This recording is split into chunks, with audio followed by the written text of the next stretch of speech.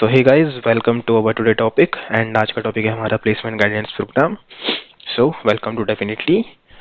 Definitely is in one of India's leading education platform for life science students, and I think this is our first video that we are going to release. So about me, my name is Rahul Zaini and I am a life sciences consultant. I have like more than 4 years of experience in life science management consultancy. Areas of expertise includes primary, secondary market research, and a lot of things along with that, which you can refer to the on slide. About my work ex, so currently working as a senior analyst in EY, and before that was associated with that associates for around 3 years. Educational background, I did my graduation and post-graduation from DIPSAR. My specialization was in pharmacology. Yeah. So let's come to our main point. So guys, what is about our placement guidance program? So hey kya? Whenever any company visits or during your placement season, so a lot of students are confused कि okay, which branch they should opt for or which company they should get in, what type of role they should prepare for. So in this program, you will get to learn कि ठीक है management consultancy. If you want to make a career in management consultancy related to pharma or you want to excel your skill set in life sciences and you want to make your career in that, so you will get a brief overview कि कैसा interview process होता है पूरा, how is the placement process, and then different जो हमने कुछ यहाँ पे मेन अपनी ऑर्गेनाइजेशंस पिक किए हैं और कंपनीज, उनको ओवरव्यू कैसे वो ऑपरेट करती हैं, क्या रोल है और क्यों उनमें जाना चाहिए. Then how to prepare for aptitude test, how to prepare for group discussion followed by case studies. एक बहुत बड़ा क्वेश्चन रहता है स्टूडेंट का कि यार केस स्टडी कैसे सॉल्व करे. उस तो केस स्टडी के अंदर different type of case studies and strategic how you can think strategically, problem solving कैसे करते हैं consultancy में, guesstimate, stat and chart interpretation. So इन सब चीज़ों के बारे में you will get to learn. And then उसके बाद एक है हमारा module number 5. module number 5 में what you will get to know कि essential pharma knowledge, so you should know domain knowledge that is must for cracking the interviews. Then last is how to prepare an ACE for PIs. Cool. So let's start with module 1, that is overview of placement process. So let's divide companies in two parts. Okay, so जो upper part है उसमें there are some companies which are mainly consist of big 4, big 3, and then in the bottom part there are other boutique consultancy firms also. So typically किसी भी placement process के 4 rounds होते हैं. First is screening round, then is group discussion round, then is technical and उसके बाद managerial round. So screening round में क्या होता है, जस्ट सपोज स्क्रीनिंग राउंड्स में हमारे पास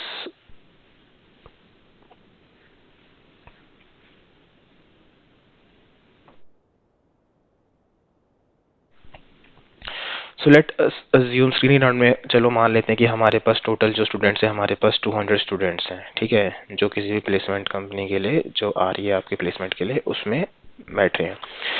So in first round, the company basically want to shortlist people based on their existing skill set or their educational background or percentages. So different type के यहाँ पे screening हम कर सकते हैं. कुछ कंपनी क्या करते हैं कि कुछ कंपनीज होती हैं हमारी, दे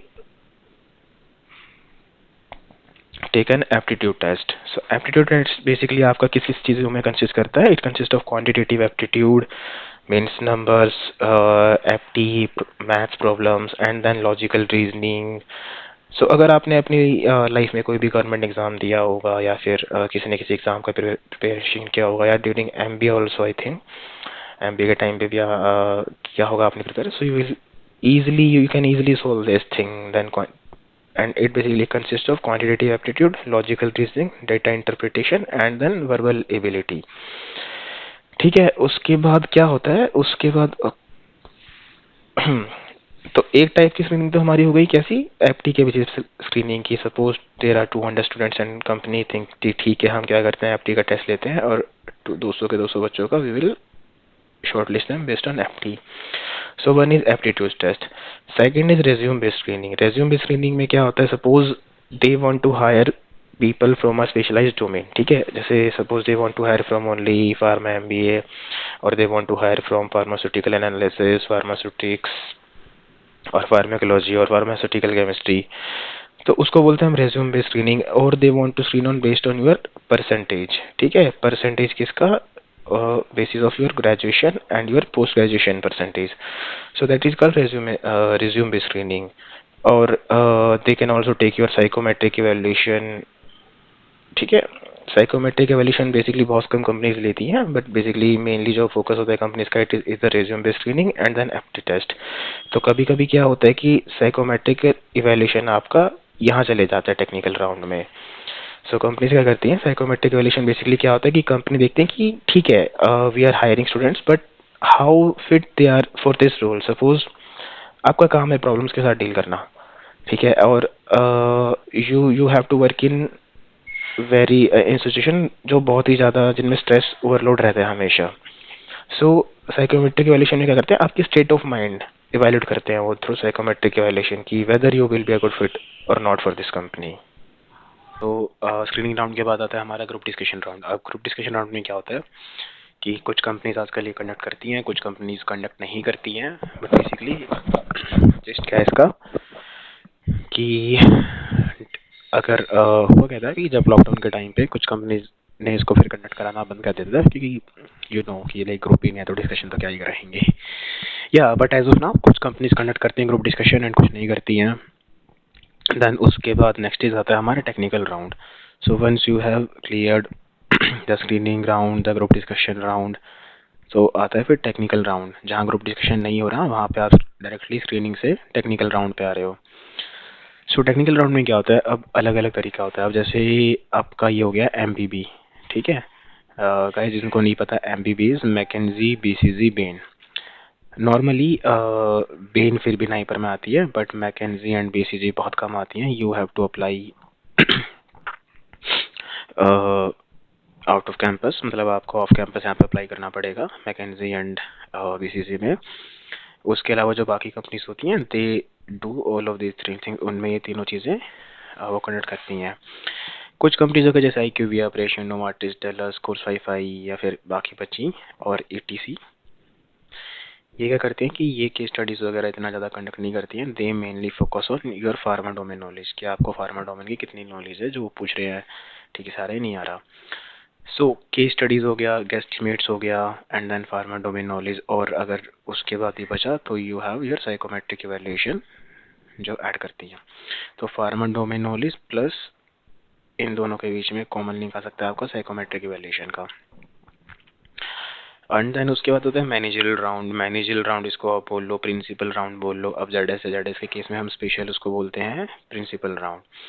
सम कंपनीज में conduct additional round of principal interviews, ठीक है। सो ये है, तो यहाँ पे क्या होता है कि आपका पर्सनल इंटरव्यू होता है जो आपका कोई मैनेजर लेता है, और इधर ही is a senior manager, director, principal, and उसके साथ में यहाँ पे बिहेवियर एनालिसिस और सिचुएशनल एनालिसिस भी करते हैं। तो इस तरीके से ये पूरा का पूरा हमारा होता है क्या, किसी भी जो प्लेसमेंट प्रोसेस है उसका ओवरव्यू, ठीक है। अब बात करते हैं नेक्स्ट उस पे स्लाइड पे मूव करते हैं। सबसे पहले बात करते हैं, हम यहाँ पे बेसिकली फोकस करेंगे मैनेजमेंट कंसल्टेंसी पे, तो हम उसकी बात करेंगे। तो सबसे पहले क्या होते हैं कि what our life science consultancy companies and what do they do.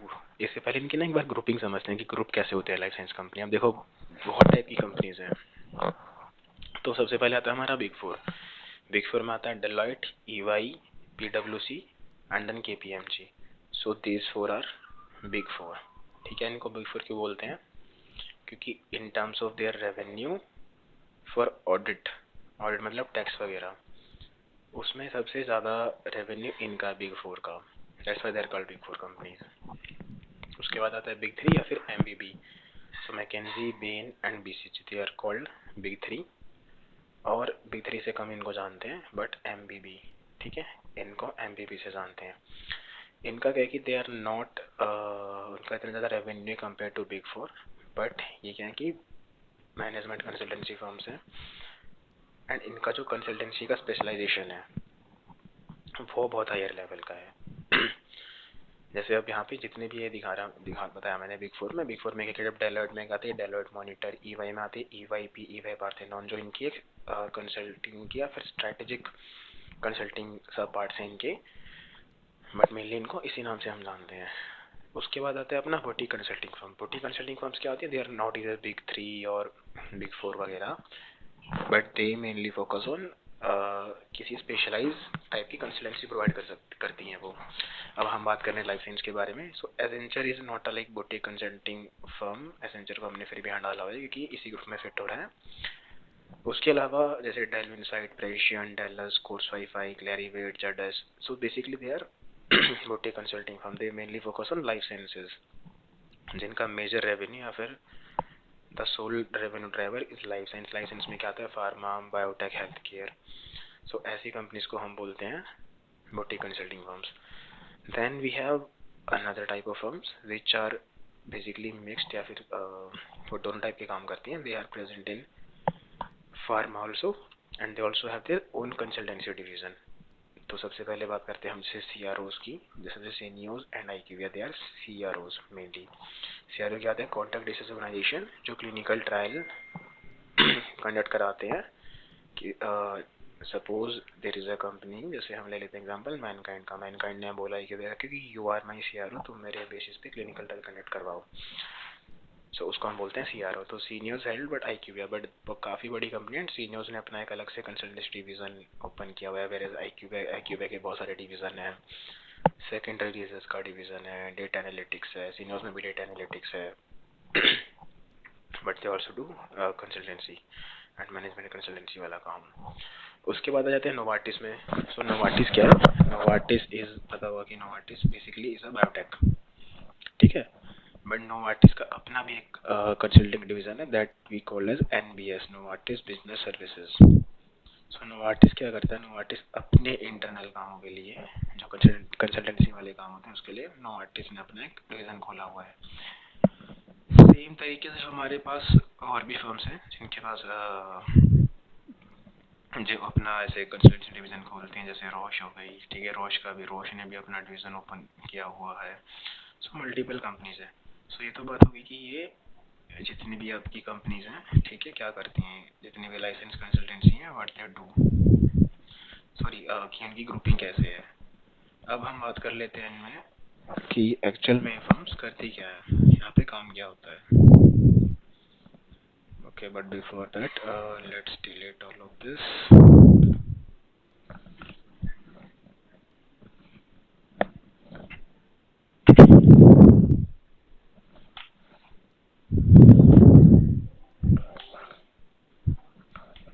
ठीक है। सो गाइस, नेक्स्ट क्वेश्चन है अपना कि व्हाट आर, ये तो हमने पढ़ लिया कि types of licence consultancy companies. अब आता है कि व्हाट डू दे डू। अब काम क्या होता है, देखो, एक मान लो ड्रग है, ठीक है, या फिर चलो तुम कोई भी कंपनी ओपन कर रहे हो, या फिर तुम्हारी किसी भी टाइप की कंपनी है। अब तुम्हें क्या है कि तुम्हारे वैल्यू चेन, अब वैल्यू चेन जिनको नहीं पता, एक प्रोडक्ट जब वो R&D में होता है, वहाँ से लेके उसका मार्केट तक में जाने तक को हम बोलते हैं उसकी वैल्यू चेन। ड्रग के केस में क्या हो जाएगा कि जब से उसका क्लिनिकल रिसर्च स्टार्ट हुआ है, वहाँ से लेके उसका फेज 4 के बाद मार्केट में आने तक का जो टाइम होता है, और उसके बाद का उसको हम बोलते हैं उसकी वैल्यू चेन।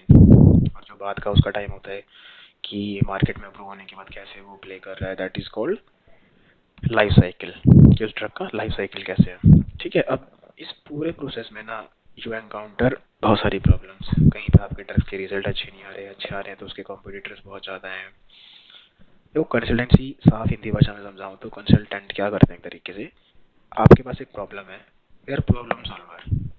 जैसे तुम लोग करते हो ना, तुम्हारे किसी दोस्त को कोई इशू हो गया, ठीक है, तुम्हारे किसी दोस्त के साथ कुछ हुआ, तुम उसकी प्रॉब्लम सॉल्व करना चाह रहे हो, किसी के लव लाइफ में कोई इशू चल रहा है, किसी के करियर में कोई इशू चल रहा है, तो क्या करते हो आप, दोस्तों को कंसल्ट करते हो। अब यहाँ पर क्या करते हैं हम, तो लाइसेंस कंसल्टेंसी कंपनी क्या करती है, on the basis of data that they have.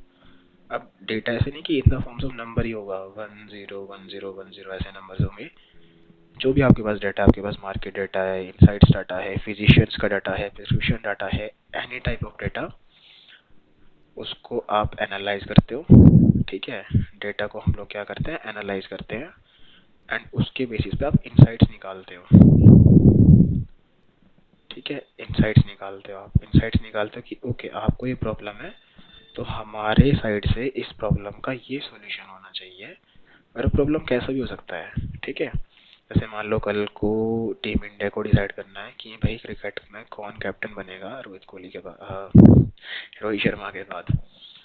तो क्या करेंगे, वो डेटा देखेंगे कौन सा प्लेयर अच्छा खेल रहा है, कौन सा नहीं खेल रहा है, किसने कैसे इनिंग्स है, किसका टीम के साथ कितना अच्छा बॉन्डिंग है। उन चीज़ों के बेसिस पे they will take an action. और कोच को पूछते हैं, तो कोच क्या करता है, कंसल्ट करता है कि भाई टीम में कैसे क्या कर सकते हैं। सो दैट इज बेसिकली कि कंसल्टेंसी फर्म्स क्या करते हैं।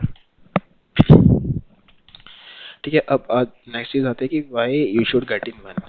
सो कंसल्टेंसी में क्यों जाना चाहिए, basically good for your career.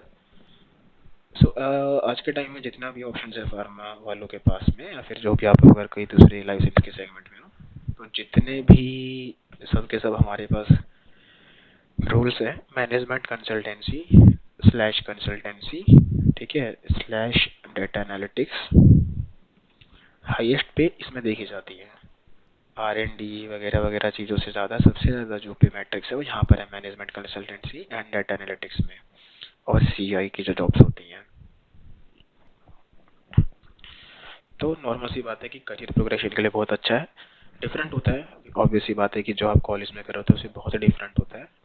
मतलब आपको बेसिक नॉलेज मिल जाएगी अपने कॉलेज से कि फार्माकोलॉजी क्या होती है, एसोटिक्स क्या होता है, ड्रग्स कैसे काम करती हैं, प्रूव कैसे होती है, FT क्या होती है, सब चीज़ें पता लग जाएंगी। बट जो काम होता है बहुत डिफरेंट होता है।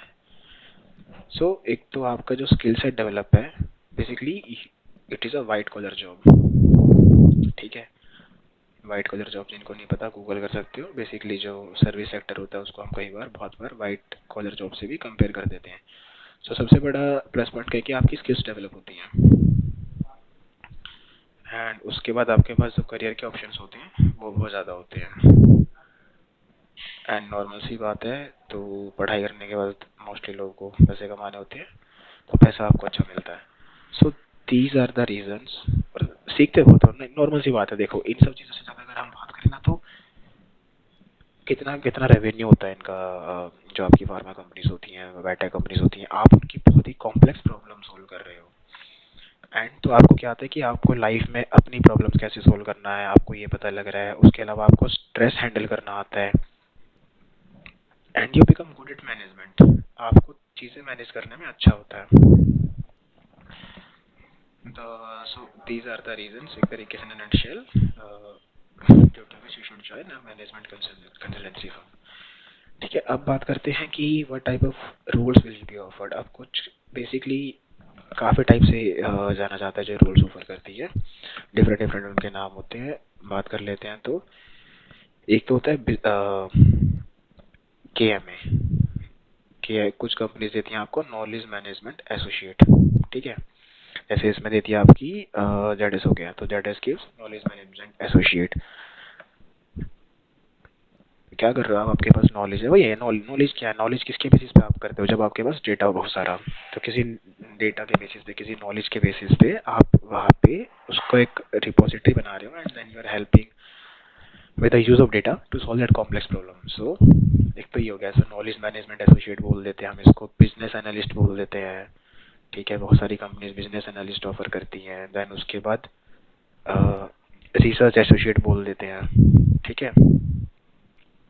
एंड देन एनालिस्ट बोल देते हैं कहीं कहीं पे। तो बेसिकली क्या है कि एसोसिएट या एनालिस्ट, ये जो दो है ना, एसोसिएट और एनालिस्ट, इन दो जगह पे आपका कहीं भी आप चले जाओ, ये आपको दो ही पोजीशन मिलेंगे, या तो एसोसिएट अगर आप फ्रेशर हो, और एल्स एनालिस्ट। बस इनका रूल आपका थोड़ा बहुत चेंज होगा कि अगर आप किसी कंपनी में, तो वहाँ पे आप बन जाओगे नॉलेज मैनेजमेंट एसोसिएट। फिर कहीं आपका अगर डेटा का काम है बहुत ज़्यादा, you want to develop your career in coding data, जैसे बिग डेटा है, AI वगैरह का बहुत यूज़ हो रहा है फार्मा में, सर यूजिंग दैट। सो वहाँ पे आपका रोल हो जाएगा डेटा एनालिटिक्स का, डेटा एनालिस्ट बन जाओगे आप। बिग फोर में हो गए तो you will be had as an analyst. ठीक है, तो वहाँ पे आप लोग एनालिस्ट बन जाओगे। यहाँ जा रहे हो तो थोड़ा सा वो रेल चेंज हो जाता है, आई थिंक यहाँ पे कहीं कहीं कंसल्टेंट बोल देते हैं, बट बेसिकली ये कि आपको एसोसिएट लेवल की ही वो होती है प्रोफाइल आपकी। यहाँ पे एसोसिएट होता है, associate slash analyst, and same यहाँ पर है। ठीक है, so knowledge management, data analyst, ये सब चीज़ें होती हैं। कूल है। So let's move to the next topic.